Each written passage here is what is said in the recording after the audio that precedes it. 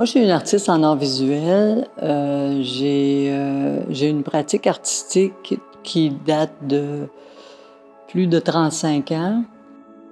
Ce qui m'intéresse dans ma pratique, c'est beaucoup ce qui m'est intime. Ça peut se passer à l'intérieur de moi ou à l'extérieur de moi. C'est mon contexte de vie, ce qui se passe autour de moi, comment ça me parle. Si quelque chose m'appelle, je ne sais pas toujours pourquoi, mais je travaille avec. Je me penche là-dessus. Faut pas se leurrer, ça parle de rêve, mais ça parle aussi de perception. Au cours d'une résidence d'artiste, je me suis rendu compte que ce que j'étais en train d'explorer, ça venait chercher des éléments qui étaient dans mes rêves.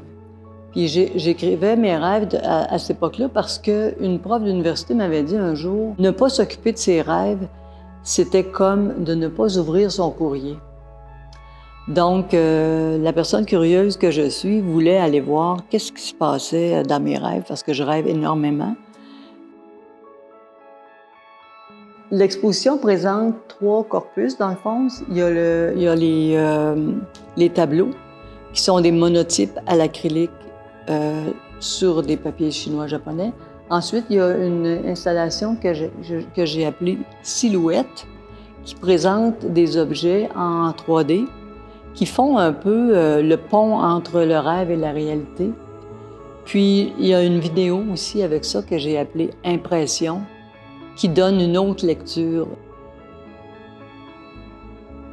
La technique que j'ai mise au point, en fait, c'est de travailler directement sur une surface de plastique. Ça peut être un sac de plastique ou une nappe de plastique, à l'acrylique. Je travaille à l'acrylique sur le plastique.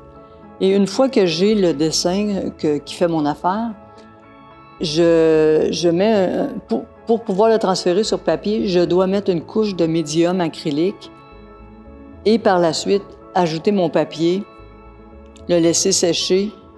Puis, une fois que tout est sec, quand même après plusieurs heures, tout ce qui était sur le plastique va adhérer au papier et en le décollant avec délicatesse, on peut voir ce que ça donne.